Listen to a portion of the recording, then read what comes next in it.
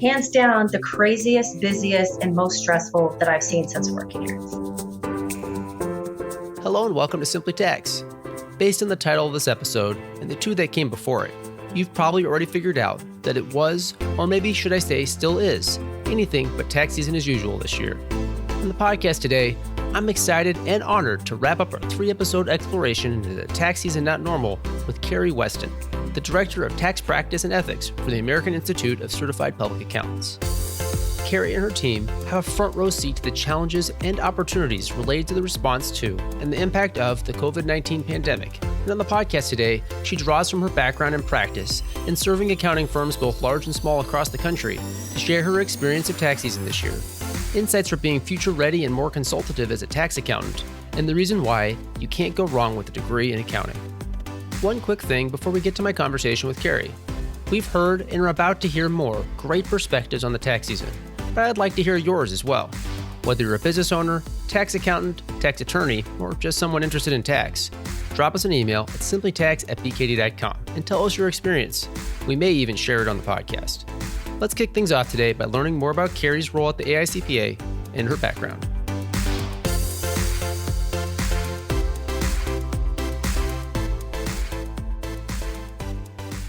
I'm Cari Weston, and my current role with the AICPA is as the Director of Tax Practice and Ethics, which is not advocacy. So pretty much everything that's not advocacy in tax for the AICPA, member communications, we develop resources, we work with volunteers, we serve as subject matter experts internally and for external partners and organizations. And we work with a ton of amazing volunteers, such as yourself, Damien, that help to guide the direction of the tax materials that we create, the communications we give to members, the direction we take with regard to, what projects we're going to take up and what's needed in practice and help us stay in touch. So that is my current role. My background it's actually really varied. And oftentimes I get called a tax person when I don't consider myself always having been a tax person. I had a much more varied role coming up to this point. I actually my background was I was going to school to be pre-med. I wanted to be an emergency room doctor while working at the same time to pay my way through school. I was working in business roles. And at one point, my stepmom, who I trusted, adored, respected, sat me down and said, you just seem like you're really good at this and it comes naturally. Maybe you should just reconsider your direction. Perhaps business, is the way to go. There was no talk of accounting, just business. And at the time I was working in a CPA firm.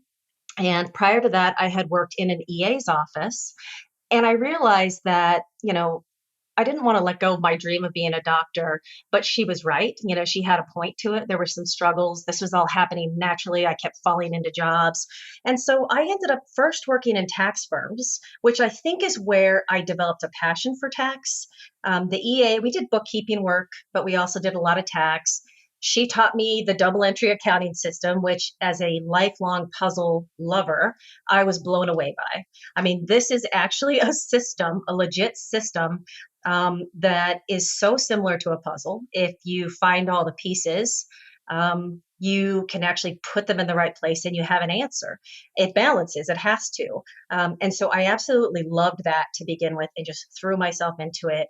I changed majors. I worked in the second CPA firm as a receptionist. I made coffee, answered the phones. I greeted people, pulled files. And my primary role, besides that, was I was the keyer of the tax return input sheets into the one computer in the entire office. Now, I don't know if I'm dating myself there, Damien. That's probably prior to your time in practice, but this was back when they didn't have a computer. No one had a computer. I had one computer. There were none on the CPA's desktop. So my job was to key those into the software. They got sent away to be processed by a tax return software, and then we would get returns shipped back to us. So that was where I started. And then since then, I went on, after a couple of years of working and going to school part-time, I decided I just really wanted to speed this up. I left my firm. I was working for a CPA firm in Scottsdale, Arizona, and I actually quit my job.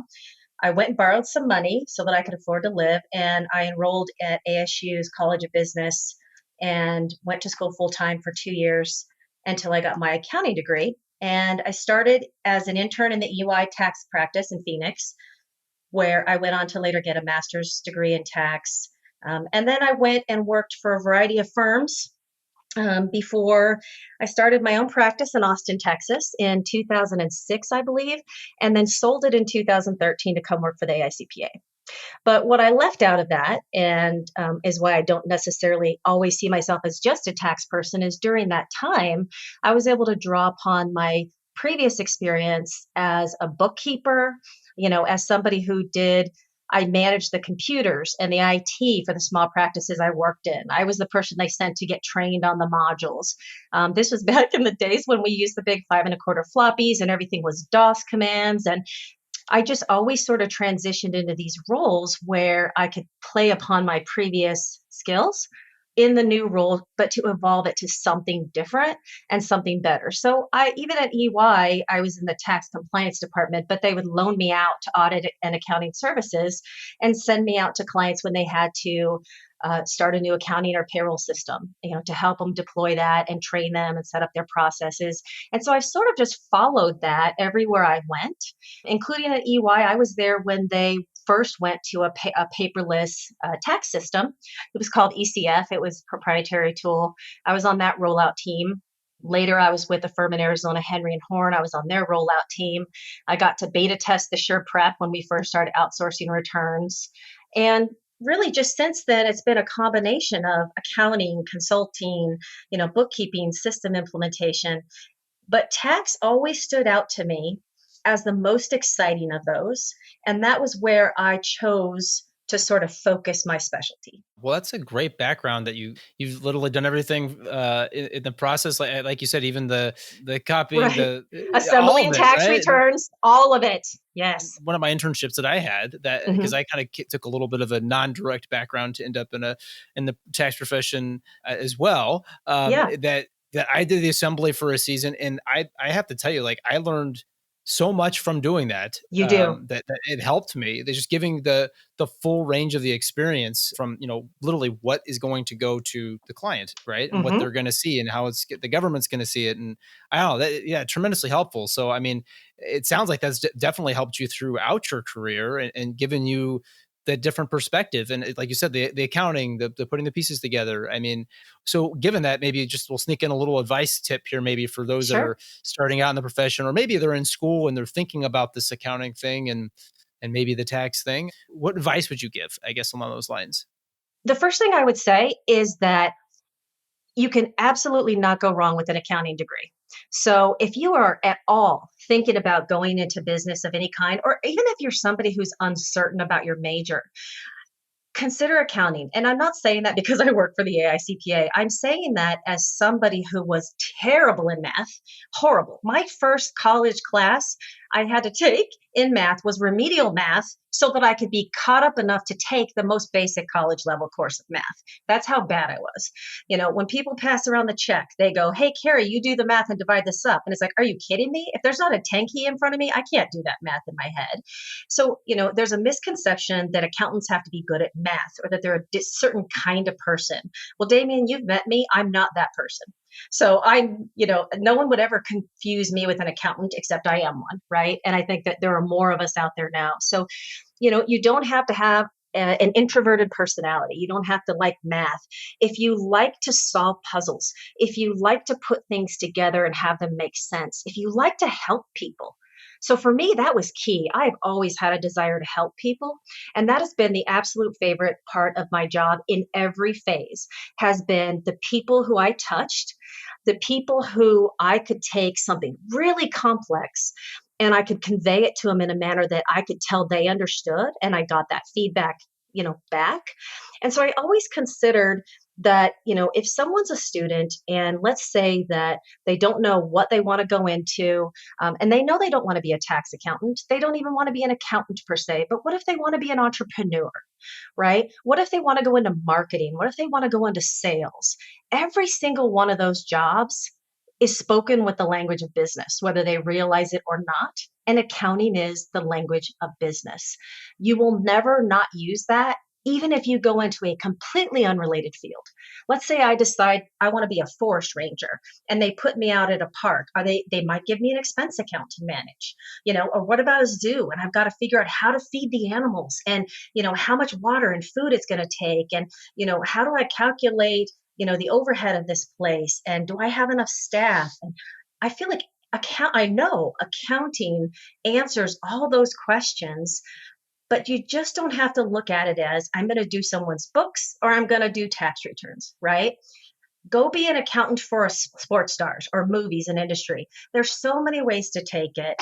And like I said, with an accounting background, you can do just about anything and build upon it. So for me, I say, if you're uncertain and you lean anywhere towards maybe going into business or some level of management or marketing or sales, or even operational, design, I think it's a great place to start. And then you can build upon that and specialize as you go. That may have been a really long-winded to say, I think it's a great idea. If you're not sure, go major in accounting. Yeah. So maybe with your background and with that in mind and your perspectives that you've seen with tax seasons and the like over the years, even with the one computer, right? Right. How was this tax season and how does it stack up? Wow. So, first, I'll give you my perspective, then I'll give you what we're hearing. So, my perspective and that of my team was it was incredibly busy. And the reason that is so surprising, maybe, is that this is generally our downtime. I mean, I work with a team, an amazing team of people. There are actually 7 people total that are the AICPA tax practice and ethics team. And we serve, 400,000 plus general members, and another about half of that are working in tax, and another 30,000 are tax section members. And our job is to serve them, that small group. But you couldn't meet a more passionate group. And I will tell you that usually we go up to tax season saying, all right, we have to protect our members. So that means we slow down the communications. We slow down the rolling out of new materials and new resources. We delay any new processes or tools or anything like that because we don't want to take their attention away from what's most important, which is tax season and running their practice and making sure they have, everything done. And so for us, this is usually when we sort of hunker down and get a bunch of things done. We test new systems. We try new resources. We build out our strategy for the future year. This is usually when we're just kind of, I'll say, getting caught up. And that has not obviously been the case because pretty close into this starting is when the pandemic started and we had to shift to, everything we had planned to do stop for a moment and we have to focus on what's coming up. So for us, it's been the most busy tax season non-tax practice people have had since I started with the AICPA. And that even compares to the year that the tangible property regs came out. And that was, we have even a smaller team and we responded. And, the tax reform when it hit on like the 23rd, and then we rolled into tax season. This has been hands down the busiest, but it's also been the most rewarding of any year that I've worked here. And I will say that, you kind of come out of the end of the year and you're sort of dragging a little bit and it was like an exhausting 2019. I heard so many people say, I can't wait for 2019 to be over. And I would thought, yes, I think I will agree with that statement. And then we come into 2020 and despite the pandemic, I feel like the way that people and specifically this profession has pulled together, I mean, it just warms my heart. I can't think of a better way to say it. And my team is a perfect example of that. We've got 7 people. We've got a member that's in his 60s. We've got people with small children. And despite the fact that we're all dealing with this pandemic as well, they're coming in and they're working late nights. I get on at midnight, 1 a.m., and I see my team is online. They're working weekends and no one's asking them to do it. They're just doing it because of their desire to help the members. And so I think what has really helped me is just the incredible passion of the people I work with, their amazing backgrounds, and the same with the volunteers that we get. So for us, it's been crazy, but not in the usual way. It's just been everyone pitching in to get things done. I can speak a little bit about some of the specific things that's been keeping us up at night. Would that be good? Yeah, curious. What are some of those things that the group's been focusing on, the keeping you up at night sorts of things? Well, I will say that, obviously it's been staying on top of the tax law changes, which we always do anyways, but we don't usually see them come out during tax season, right? Right. And these are, I'm not going to say the word that I've told my team, never say this word again, because if I read it in one more email from a CEO, I'm going to throw my laptop out the window. But I will say unusual times. It's so unique. We haven't dealt with this before. What we've struggled with between the law changes, the relief provisions, and the guidance is we need to find a balance between communicating those changes and developing resources and materials for our members when there's so much missing information. So I would say, the hardest part for us has been relief. We're waiting on relief. We're expecting relief to come. We get something, we dive into it, we all analyze it, and we come back and we go, okay, well, that answered 10% of the questions, right? Where's the rest of it? So, but the reality is that our members out there have to take what is currently available and what has been released, and they have to serve their clients and they have to run their practices. And they don't have the luxury of pausing and saying, we'll wait for guidance, right? And so I think you couldn't find a better team that understands that than people who all worked like 15 to 20 plus years in tax practice before coming to this job. And so what we do, I think that really, maybe our members know, maybe they don't, is we step back and we go, okay, everyone else is going to get out there and they're going to rehash this law. What we're going to do is we're going to say, if you're doing this, here's what you need to know, members. If you serve this kind of clients, this is what you need to know. Here's what you need to do. And so what kept us really busy was, consuming the information as it was released, and then knowing there's missing information, having to decide what do we have to communicate now, because there is some new law or some guidance, even if it's not 100% complete or clear. What do we have to tell our members right now based on what we know about this? What resources can we give them to help make their job just even a little bit easier? So, some of the early things we did were sample client letters, where we provided those and said, here, push these to your clients right now to tell them what you do know, right? We had FAQs. So as we would get questions, we were updating those FAQs. And one of the things we've never done in the entire time I've worked here is updated resources every single day. So, we might say, we're going to update this and then we'll wait a week. And as it changes, no, every day we meet for 15 minutes first thing and we go, what changed last night? What came out at 8 p.m.? What got tweeted? What is now no longer correct? Or what has more information? And everybody pitched in and scrambled and we got that out. So for us, it was really about, like I said, communications, tools, guidance, helping at least say, okay, even if we don't know what the answer is here's what we do know.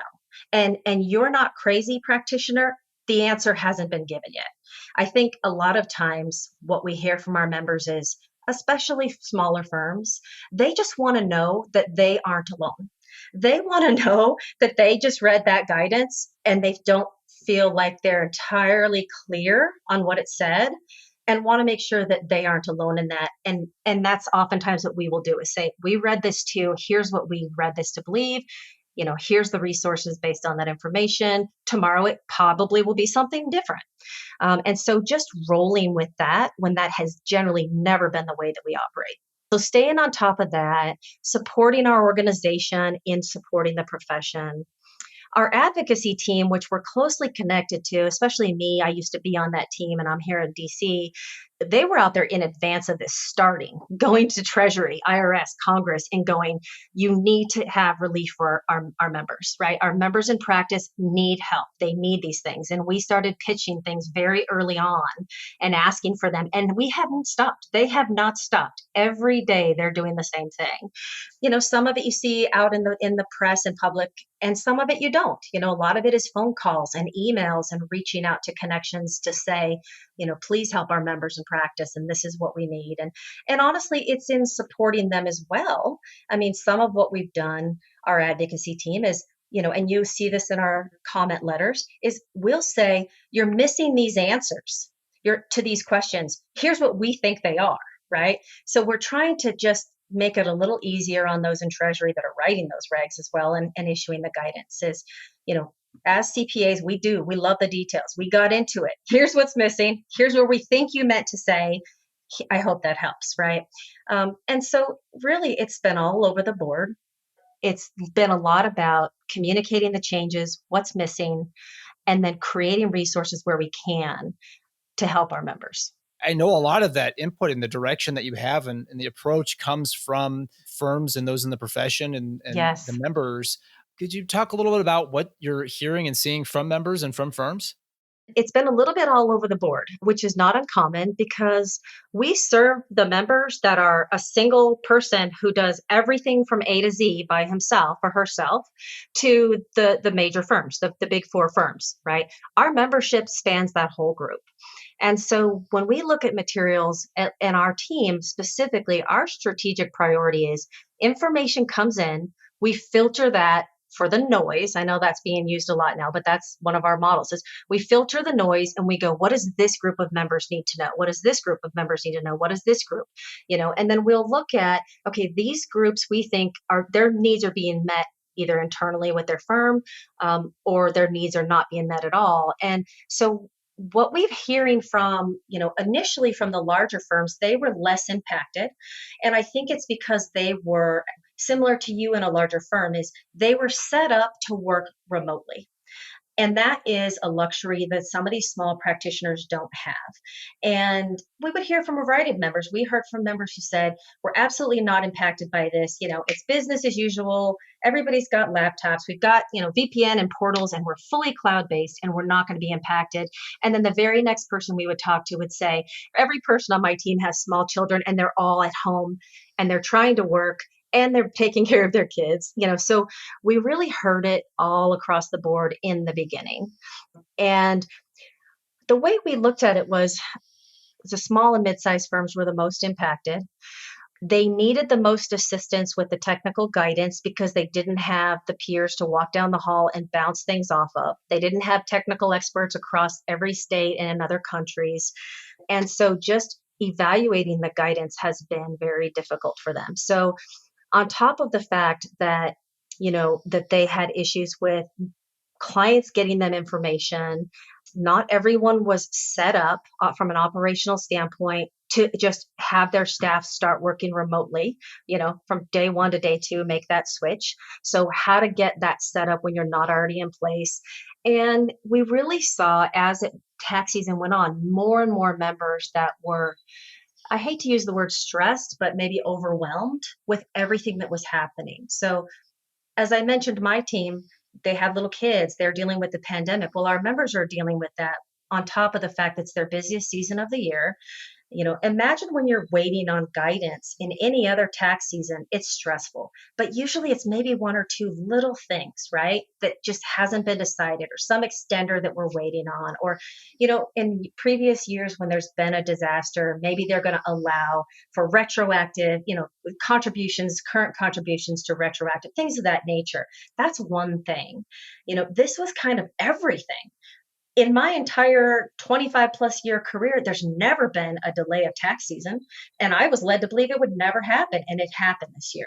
So this has truly been probably one of the most difficult tax seasons that I've ever gotten a response from our collective memberships on in my time here in so many ways, right? So the changes, the guidance, the understanding of what they're supposed to do and how they serve their clients, the managing the staff and the operations during this. And like I said, it was across the board. I mean, when we started issuing letters that said we're pushing Treasury to extend the deadline, we got members that called and emailed us and said, how dare you? Don't you dare encourage them to push this deadline. I don't want this going out any further. I'm fully set up. And then we had members calling us, crying and thanking us and saying, oh my gosh, please tell me they're going to do this because I can't get to work, right? I can't get to my firm, or I'm caring for an elderly parent or a spouse. And what am I going to do with my clients? Even something as simple as getting their information and calculating their returns,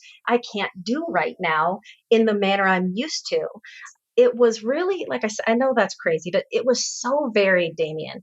And the way I looked at it when I would speak to these angry members who would say, we really don't think you should encourage this deadline to be extended, was your input is just as important as the next guy's input. But we really have to look at serving the members who can't help themselves right now. And I tried to frame it in that way to help them understand we're not trying to penalize you by supporting an extension of the deadline. We're trying to support and help your peers who really, really need that. But if you're raring and ready to go, then by all means, you go. You keep going. You get those things done by April 15th. So it was across the board, but hands down, the craziest, busiest, and most stressful that I've seen since working here from our perspective of our members.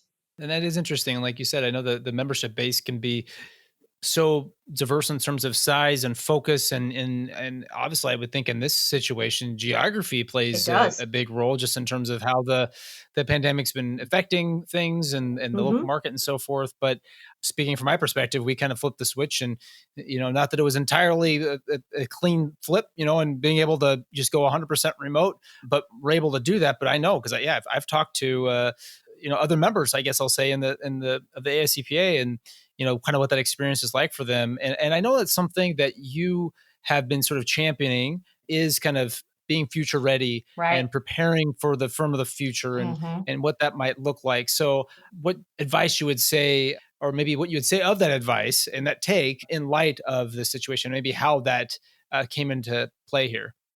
So for me, it was sad to see so many of our members reaching out to us going, how do I do this? What might have seemed like a really basic thing or something firms were doing 10 years ago, like, scan and populate. And can I let my employees go home with a laptop with client information? And how do I guard that? And some of us who, like I said, I was with E&Y back in the late 90s when they were rolling out this process. This is not new to me. It's second nature. I don't even have a printer in my office, right? So I don't use paper. It's all paperless. But I understand the plight of them. And a perfect example is, I'll say, my ex-husband works for a firm, and predominantly they serve a more senior client base. Okay, so I will tell you that he and I have talked in the past, and I've said, man, you guys really need to just do this electronically, do this. And he's like, our clients don't want that, right? So, it's not to say that firms aren't forward thinking or they weren't planning ahead. It was, they're serving the clients they serve. And so in their case, their clients want to come in. They want to sit across from somebody. They want to sit and sign their return with their CPA. And so they didn't have a lot of that technology in place on purpose because that was their model. And I will also say that they were highly impacted by this because of that senior client base, which was they were the most vulnerable group, which meant that they had to be aware not only of the fact that their clients may or may not be able to get out and come to them and bring them the materials, but they weren't probably going to use technology resources, even if they implemented and rolled them out mid-tax season. And then how about the fact that when they're coming into the office, their safety and well-being is a high concern. And so this firm, I mean, I applaud them. They rolled out process. They went to the CDC, and for them, forward thinking in the moment was, we are going to have a table set up outside the door. Clients will call, they can come, they can set their materials down. Then they'll, step away. Someone will come out, get the materials with gloves and a mask. And they literally quarantine that client material for 3 days before they touch it. Then they work on it. Then when it's done, they quarantine it for another 3 days, and then they pass it off to their clients. I mean, I was really shocked at how they adapted, but they adapted for them and it served their clients. And yes, they absolutely need that deadline because this is slowing them down incredibly. They need it extended and they're utilizing that. But what I will say is that going forward, I believe they have some lessons learned. And, if they can, even if they continue to serve their current client base, there are probably things they could do differently. And to me, I use that example because it's such an extreme example, but what we're mostly seeing are these practitioners who say, I didn't quite get it all the way done, right? So I got the laptops, I got the portals, but I really wasn't using them. And they were still mailing in return, information, or people still came in to meet with me. And so I hadn't really taught them about portals and electronic signatures and blah, blah, blah. Those are the people who I think as soon as this is done, after they take a breath and hug their loved ones and thank their staffs for coming back, they need to sit down and say, okay, we never thought this would happen and it did. And we weren't fully prepared. Let's not ever have that happen again, as far as we can when this happens, right? And so I think the lesson is, don't kick yourself. You've got, there's room for forgiveness. Nobody could have imagined this was coming. And those in accounting practice should sit down. What did I learn from this? What if I had had it in place would have made this flipping the switch a little bit easier? What processes, what training? And so I think the key is I know the AICPA, for example, and I'm sure tons of other vendors have free materials out there on digitizing your practice, firm of the future, how you can work differently. I think now is the time after this tax season, but not too far after, sit down with your clients, or maybe don't sit down with them. Email your clients, email your staff and say, what was the worst thing that you had to deal with in working with us this year, right? So what was the worst part of this experience? What was the best? What was okay? What would you have liked to see differently? And do that while it's still a little bit painful, a little bit fresh before you forget how bad it is, and jot all that down. And then you sit with your staff and your teams and you say, this is what we need to focus on. And then spend the summer getting yourself ready for this. And hopefully you'll never have to use it, right? Because of this, but it will help you as a firm to just operate better and more effectively going forward as a result. I guess with that in mind, and maybe again, kind of looking forward to the future, if we even can. I know obviously it is challenging, but what would you say is kind of on the road ahead, and what are some things to kind of focus on in light of that? So I think a couple of things came out of this that they were things we've talked about or things we've known about, but it really became clear this tax season. One is, and this is again another overused term, is accountants need to learn how to pivot better and faster. And I would say, and I feel like I can say this because I am an accountant and I spent over 20 years in practice with lots of people, is we are generally slow to change. We want to know that something works before we're going to do it. But what I feel like this brought to light was that we do need to be able to pivot more nimbly. We need to be faster to do that. And it's not just about the technology, Damien. That's a piece of it. Having the right tools and technology and operation and systems in place is obviously key. But what we also saw people having to shift their mindset is in the type of work they offered. And so I am traditionally, let's say I'm a smaller firm in a small town, and I do lots of individual tax returns. I do business returns and bookkeeping for my clients in town. I do general consulting. Well, all of a sudden, now these people are coming to me going, should I take these retirement plan distributions or not? Right? Maybe you've helped them calculate their required minimum distribution in the past, and that's as far as it went. Well, how about now? How about your clients that are businesses that are struggling to cover payroll and stay afloat? And they're coming to you saying, I don't know how to figure out if I'm going to have enough cash to stay open and what money I need and where I'm going to get these resources from if, in fact, I don't have them. And so CPAs were being called out. And again, I just want to say how proud I am of the profession is, yes, it was frustrating figuring out these PPP loans. I mean, we lived and breathed in that nonstop, and actually we still are on the forgiveness. But our members had to get out there and they had to help their clients figure out how to navigate this. And the ones that we heard from that were the most frustrated were the ones who weren't prepared, but not in an operational way, more of a mindset way to offer that kind of service. And so I think what I would say to our members is if you have your tools locked down, if your technology is locked down, I would evaluate, go back, look at your WIP, look at your calls, your meeting log or whatnot, and see what you truly did this tax season for your clients as far as service offerings and what you performed. Because I think what they're going to find is they stepped outside of their comfort zone a lot, and they weren't perfect at first. Nobody was, but they educated themselves. They put the checks and balances and safeguards in place.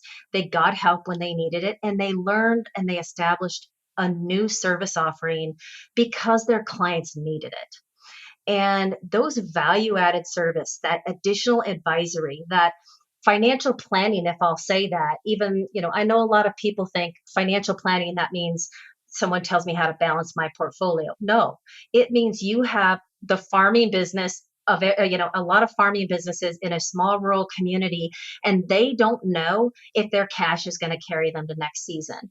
And they need someone who can forecast, who understands numbers, that understands the tax implications. And maybe you don't understand this SBA loan program, but you can help them gather the information that's being requested, right? You can help them prepare.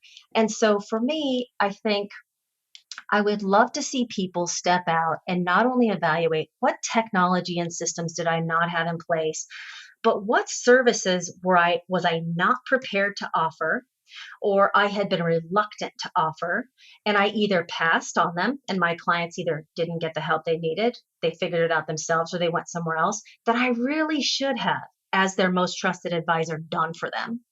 And spend the summer to also prepare to offer those services in the future.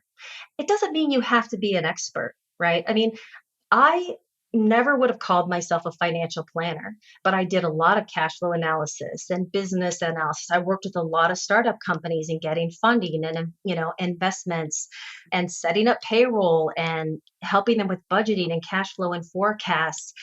That is all financial planning assistance. It's just not helping them invest their money or, buy insurance plans.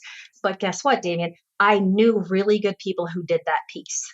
And so I wouldn't say, oh, small business, I just can't tell you what you should do as far as an investment plan or retirement plan for your officers and employees because I don't want to know about that. So go find someone else. No, I would help make introductions, right? I would help connect them to those people and say, look, every one of my clients, I need to know their full financial picture. So you build a team of good professionals that can help you, and you be prepared to help your client with all of their financial needs going forward. That's going to be the unspoken lesson from tax season and from this pandemic that I don't know that a lot of other places or people are going to be saying. I think they're going to talk about the systems and not the services. So to that end, and again, we're obviously both accountants here, and obviously then that means we like the details and the how. Tell me, how do I do it? So I know that the tax section, and you in particular have played a big role in this, have some resources on doing this. Could you talk a little bit about the finding out the how to do this? Because it obviously can seem a bit daunting or intimidating, or again, out of the comfort zone, like you said. So how do we learn how and more about it? That's a great question. Thank you. So, I will say, obviously, the AICPA website. So it's www.aicpa.org. Specifically, I'll also mention, which I didn't previously, my team's page is aicpa.org/COVID-19 tax. And it's just no dashes or spaces, COVID-19TAX. And that's where you can find the specific resources around what's going on with the pandemic and links to external sites for guidance. But if you step back and you just go to aicpa.org and just tax alone, if you go to the tax site, it's going to talk to you about how to offer, how to sell additional services or learn new areas of working with clients, or how to market areas to clients in the tax practitioner's marketing toolkit. And that's available to everybody as no additional cost. There's specifically a page if you're thinking of advisory services on planning and tax advisory services that you can also link to from the tax interest area of the AICPA's website. And it has a really nice interactive pages where you can say, this is kind of where I am in the process, and this is what I'd like to learn more about. And it depends on what you want to do. I spoke to a practitioner, someone who's been in corporate accounting. This is before the pandemic started. And he said, I've been in this corporate tax department for like 20 years. I'm ready for something new, but I want to do this. I just don't know exactly what to do.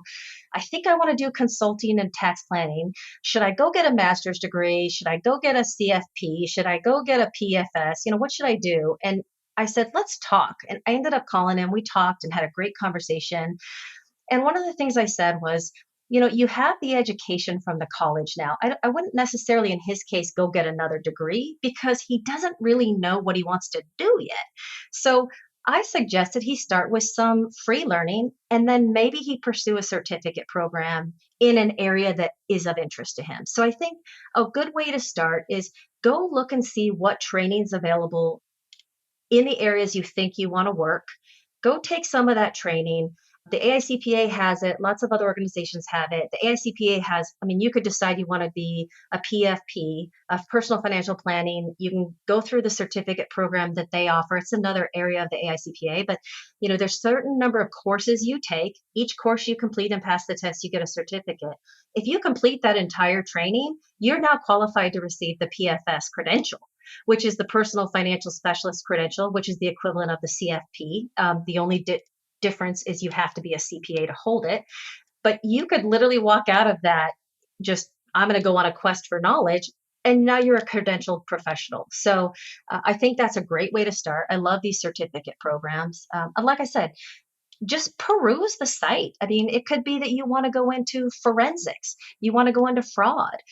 Right now we're hearing members that say, I really want to just specialize in healthcare industry. So I'd say dabble, get your feet wet, check some things out, go to some websites, talk to people.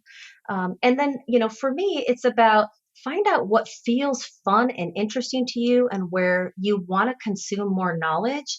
And that's a sign that you're heading in the right direction. But you just kind of boil it down. Just it's really finding a place to start, right? Maybe bite-sized approach. Like you said, the certificate program is a great way to go. I was very interested in learning more once I kind of realized that I like this accounting thing and maybe I like the tax thing even specific within that. Wanted to find out more about it and learn how to do it and get tips for how I could have a career in it and so forth. So I would say from conversations I've been having that, maybe those that are aspiring to join the profession right now, or maybe just about to join the profession or just did join the profession, that the challenging time that we've had here does create some challenges perhaps to that. So any advice you would have for those people that are in those shoes? Well, first of all, I forgot to mention this. So I'm going to jump in with this. We actually have a site, the AICPA. It's an external site, but it's called Start Here, Go Places. And that's more for the people who are not accountants, but they're college students or high school students, or even somebody who's in their career but is looking for a career change. And they just want to know, what is accounting, right? And it talks about it. It even has some fun quizzes, like it asks you questions and then says, sounds like you'd be a great auditor, you'd be a great forensic accountant. So that's a site you can also check out just to get some information about the profession. Even maybe more specific to those that are just starting out or just coming out of school? Or do you think that this environment has any special considerations? I'm so glad you asked me that because I probably wouldn't have thought to say this. And this is where my personal belief system is going to come in. What I think that people who are aspiring, starting in the profession need to do is they need to reach out and find out who needs help and they need to help. That's what I think they need to do. Because first of all, we know that there are firms of all sizes that need help right now. And whether it's, I'm a practice with more seasoned people, but all of my staff is at home. And let's say, they can't get around very easily. Well, if I'm someone young and maybe I can't attend classes right now, maybe I can go out and I can say, hey, I'll take those quarantine boxes and deliver them for you, right? There's a couple things. One is I think when we help others, it takes our mind off of our own troubles. But I also think that in helping others, you get to try things you might not have otherwise done. You step out your comfort zone, you get out and you help others. And so I also think that in some of these cases, especially the people who have really good tech skills, which is pretty much everyone coming out of school now, but helping firms with get something up and running. Maybe you never even touch foot in a firm, but you say to a firm who doesn't have a social media presence, I'll set one up for you. Right now, I think it's reaching out, it's helping each other, it's finding out where CPAs or practices, and it can even be civic centers, community centers, churches. And you start an initiative to connect people in need with the firms that could maybe help them. But I think the best thing you can do right now is if there's not an opportunity for you to interview, start a new job, make a promotion, rather than focus on what you're not getting or what you can't do right now, go find out what you can with with a heart of giving and stewardship. And I'm just going to come help you just to help you, because I honestly believe that is where we get the most benefit, is when we set out not for to seek something for ourselves, but to help others. That's always been what brings me the most joy and where I've learned the most. And I've just been open to things. So for me, I would say ask how you can help and be ready to do what it takes, even if it's driving boxes around. Overall, right? I mean, there's so much in here. I mean, I feel like we've covered a lot of ground here. Career advice, for those starting out and looking forward, and all the changes and everything that the AICPA is doing. So, if you're going to kind of leave everyone with a few kind of closing thoughts, what would they be? I would say the first is that despite what you may have heard or thought or believed in the past, the AICPA is there for its members. And if you don't think they have the resource or the information that you need, ask somebody, because I was a practitioner. I was an AICPA and tax section member most of that time, but not all of that time. And what I believed was out there and what they had offered for me and what I now know to be true, there's a enormous difference. And when we talk to members, even about the tax section, and we say, why don't you join the tax section? Or why did you cancel your tax section membership? The most common things are they don't have resources for me, it's for the other guy, or I don't get value for my resources. So, that $200 a year, it isn't worth it for what I get. And then when we have a follow-up conversation, Damien, I'm not kidding when I say 100% of the time, and I say, oh, so then you didn't take advantage of like your 8 hours of free CPE. Oh, what, 8 hours? What was that? Or you didn't use any of these engagement letters or any of these checklists or any of these, sample letters or any of these tools or these issue briefs or these guides or this, that, discount or that. They're always surprised and they always retract their answer. And so this isn't a shame on you if you don't think that you're getting what you should from the AICPA. It's if you don't think you're getting what you should, go ask somebody, because there's a good chance that they do have what you need and you probably just couldn't find it. Alternatively, if they don't have what you need, I speak for my team when I say, I want to know it. I mean, it is great to hear the accolades. I love what you're doing for us, but the ones that really evoke change in our team are the complaints or the concerns. So, if you're out there, if you're an AICPA member or you're not, don't forget we're here and we're here to support you. Come utilize the resources that are available. Ask if you can't find it. Ask if we don't have it. Our team has even created, Damien, I think you're aware of this. We created a link to a form on every tax page that says can't find what you're looking for. And you can right then and there, just click a few drop down boxes. And my team directly gets that email that says, this guy wants an S Corp basis checklist. Okay, we're on it. We're developing it. And then we start reaching out to our volunteers who can help us create this for members. So don't forget that they're here. They are not just here to serve the big firms or just the small firms. The AICPA is there to serve all of the members in accounting and the finance profession. And so I just feel like it's a really, truly underutilized resource in the profession. And that's what we're here for. That's what my team and I show up for every day, is to make the load a little bit lighter for our members in tax. And if there's something we can do better, we absolutely want to know. And maybe one last follow along question here. If you're a member or someone that wants to volunteer and get more involved with the AICPA, what do you do? That's a great question. So you can obviously email me or my team if you're a tax person. Probably if you're listening to this, you are. You can email us and ask us, to get you involved in some just ad hoc projects. We have a volunteer database that we maintain, and we are happy to connect you. If you want a more formal experience, on the AICPA website, there is a link which is it's called Volunteer Central. And honestly, we just redesigned our website, so I can't from memory recall how to find it. But if you go to the AICPA website and type Volunteer Central, or even go to Google and say AICPA Volunteer Central, it'll lead you to that page. You register with that page. You can actually complete an application. I will say the more you complete, the better your chances. And if it asks you to upload things like a resume or some experience or sample work, do that, because the ones that actually answer the questions and upload the requested documents are given, they're given more attention, right? Because we have more to go on. And then once a year, there is a selection process where each of the committees, and you can apply to up to 3 specific committees that you want to be involved in. They will get all of those applications, and then they will appoint. It's not a large number, so each committee is probably anywhere from 10 to maybe 25 people, and they will appoint people to those committees. But if you're not appointed to a committee, you can still be an associate member of a committee. You can still volunteer to speak and write. We start up task forces and working groups and project teams and all things that are outside of that system. So don't give up if you apply for an appointed role and don't get it. There are still tons of opportunities to get involved. Email the teams you're interested in. Go to their sites if it's not our team. If it's our team, email us, any one of us, and we would love to help find you something to do. And you can actually go to AICPA tax interest area. And on the very first page, sadly, is an old video of me, but it has my contact information. And then I believe under maybe community, it should have the rest of my team's contact information.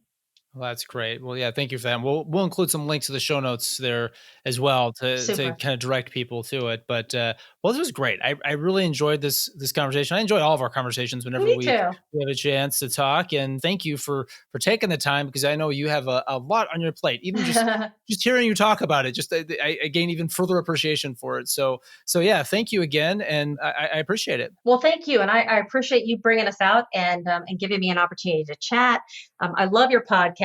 And like I said, it's been an honor. Love chatting with you as well. Next time we're talking about your pivot, because it occurred to me, Damien, that you are now a podcaster. I guess so, right? So would you have ever thought when you stepped out to get that accounting degree, this is where it would land you? Not a chance. And you're amazing at it. Well, thank you for that. I appreciate that. And I appreciate the nice things you're saying about the podcast. But nope, totally wouldn't have guessed that one years ago. Yeah. So it does go to show you, you can't go wrong with getting into the profession.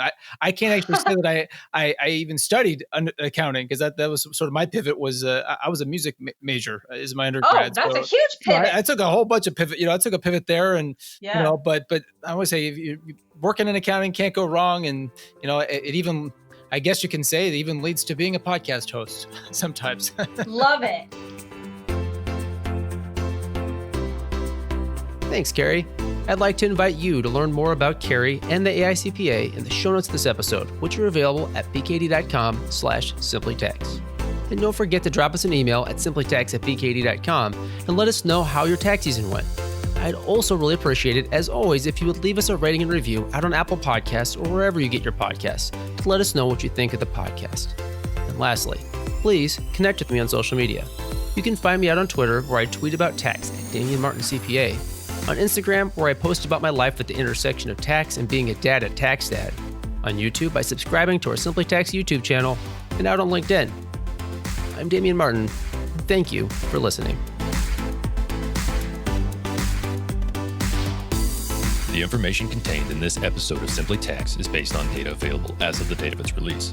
BKD is under no obligation to update this information if changes occur. Applying this information to your specific situation requires careful consideration of all facts and circumstances. Any information provided is not to be considered as tax, legal, or financial advice. Please consult your tax advisor before acting on any matters covered.